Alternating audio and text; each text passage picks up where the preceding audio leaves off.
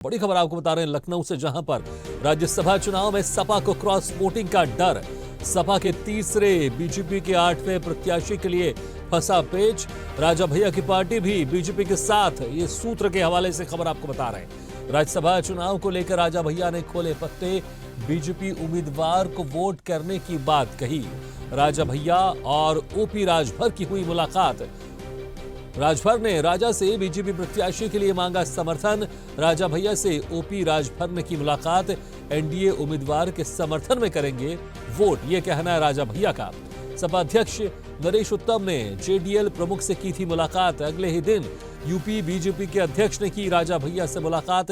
बीते दिन बीएसपी के सांसद रितेश पांडे ने बीजेपी की ज्वाइन। रितेश के पिता राकेश पांडे सपा से हैं विधायक।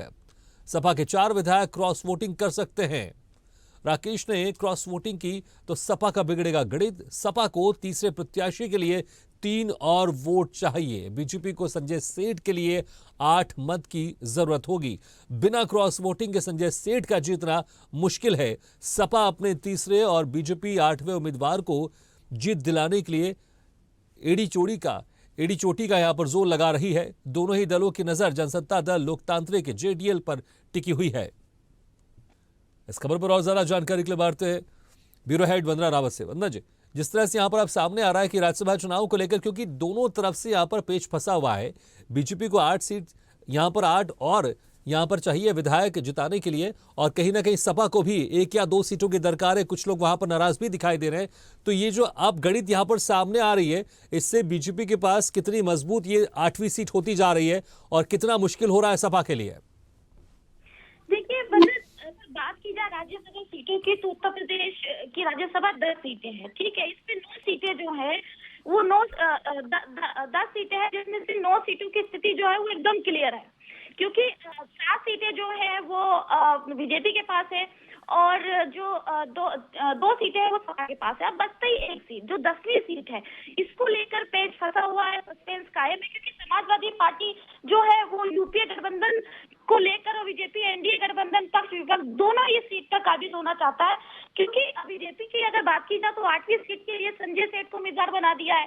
वहीं अगर सपा की बात की जाए तो जया बच्चन, आलोक रंजन और रामजी लाल सुमन, इनको उम्मीदवार बनाया है। अब क्योंकि ये सपा जो है इनको डर है, क्योंकि क्रॉस वोटिंग हो सकती है, क्योंकि अभी कल ही जो है बीजेपी के जो सांसद थे, बीएसपी के सांसद थे रितेश पांडे, उन्होंने बीजेपी ज्वाइन कर ली। अब जो रितेश के जो पिता है राकेश पांडे, वो सपा से विधायक है, तो सपा के 4 विधायक क्रॉस वोटिंग कर सकते हैं। और राकेश ने अगर क्रॉस वोटिंग की तो इसमें सपा का गणित बिगड़ जाएगा। अगर राजा भैया की बात की जाए तो राजा भैया ने अभी सीधा ऐलान कर दिया है, क्योंकि उनको दरकार थी कि कौशाम्बी और प्रतापगढ़, क्योंकि प्रतापगढ़ की कुंडा से वो विधायक है, अब उनको चाहिए 2 सीटें। वो ये टटोल रहे थे कि कौन सी पार्टी उनको सीट दे सकती है लोकसभा की, तो अब उन्होंने क्योंकि ऐलान कर दिया है, वो कल क्योंकि वोटिंग होनी है विधानसभा के तिलक हॉल में, अब इन्होंने ऐलान कर दिया है कि वो अब इन बीजेपी के साथ जाएंगे, क्योंकि जो मुख्यमंत्री योगी आदित्यनाथ है, उन्होंने स्वयं राजा भैया से समर्थन मांगा है, चाहे वो राज्यसभा सीटों के लिए हो, चाहे वो लोकसभा चुनाव आ रहे उसको लेकर हो। तो इधर कहीं ना कहीं 1 सीट को लेकर जो पेच फंसा हुआ है, ये देखने वाली बात होगी कि कौन सी पार्टी जो है इस पर अपना सांसद काबिज करती है। अब रही बात डिनर की, अभी आज लोक भवन में एक ट्रेनिंग दी गई है। जो विधायक है एनडीए के, उन्होंने अपने विधायकों को बुलाया, 255 विधायक उनके हैं, उनको बुलाया, उनको ट्रेनिंग दी। वहां पे मुख्यमंत्री भी थे, योगी आदित्यनाथ जी थे। अब शाम को जो है एक डिनर पार्टी रखी गई है लोक भवन में, और उस डिनर पार्टी में गायत्री प्रजापति है, उनकी पत्नी है, जो कि बीएसपी में शामिल हो गई, बीजेपी में वो शामिल हो चुकी हैं। ओपी राजभर ने भी ये दावा किया है, वो भी खुद स्वयं शामिल होंगे, और हो सकता है कि राजा भैया भी आज डिनर पार्टी में आए। जी भगीरथ। बिल्कुल, लेकिन जिस तरह से यहाँ पर सपा भी दावा कर रही है, क्योंकि उनका ये कहना है कि हमको ज्यादा विधायक की आवश्यकता नहीं है, हमारे 1-2 विधायक की हमें कमी, वो हम उसको आसानी से पूरी कर लेंगे। लेकिन यहाँ पर अब राजा भैया के बीजेपी में उनको सपोर्ट करने के बाद अब यहाँ पर कितने विधायक बीजेपी को और चाहिए, और क्या गणित अब बीजेपी यहाँ पर लगा रही, जैसा उम्मीद की जा रही है, बीजेपी की तरफ से दावा किया जा रहा है कि जो 8वां उम्मीदवार है हमारा, वो भी जीतेगा। देखिए, ये जो पेच फंसा है, एक सीट संजय सेठ वाली सीट पर फंसा है। देखा जाए तो 3 सीटें सही मायने में सपा की होती है और 7 सीटें जो होती है बीजेपी की होती है। लेकिन जो बीजेपी है वो अपना 8वां कैंडिडेट उतार के वो सीट भी लेना चाहती है। अब इसके लिए सारी निगाह टिकी हुई है अन्य दलों पर, जैसे आरएलडी है, ये सुहेल देव पार्टी है, ये जेडीएल है, इन पर टिकी हुई है, क्योंकि जहां एक तरफ राजा भैया को साधा सपा के प्रदेश अध्यक्ष नरेश उत्तम उनके घर गए, मुलाकात करके आए कि किसी तरीके से ये हमारे साथ हो जाए। उसके अगले दिन ही भूपेन्द्र चौधरी गए उनके घर में, उनसे मीटिंग करके आए। अब तो राजा भैया ने साफ कह दिया है, क्योंकि 2 सीटों की बात थी, कौशाम्बी और प्रतापगढ़, इनसे उनको जो लोकसभा चुनाव में उनको 2 सीटें चाहिए थी, तो शायद ये बीजेपी से इनसे सहमति हो गई है, इसको लेकर इन्होंने ऐलान किया है। तो अब ये देखना होगा, क्योंकि कल जो है वोटिंग होनी है विधानसभा तिलक हॉल में। कल सारे विधायक जो है कल वहां मौजूद होंगे और वहां वोटिंग होगी। अब देखना यह होगा कि ये 8वीं सीट किसके पाले में जाती है। जी बिल्कुल बंद्रा, यहाँ पर ये भी खबर है कि सपा के 4 विधायक भी क्रॉस वोटिंग कर सकते हैं। कौन कौन से विधायक की क्या कुछ अभी नाम क्लियर हो पाया कि कौन कौन से विधायक नाराज चल रहे हैं और क्रॉस वोटिंग कर सकते हैं वो?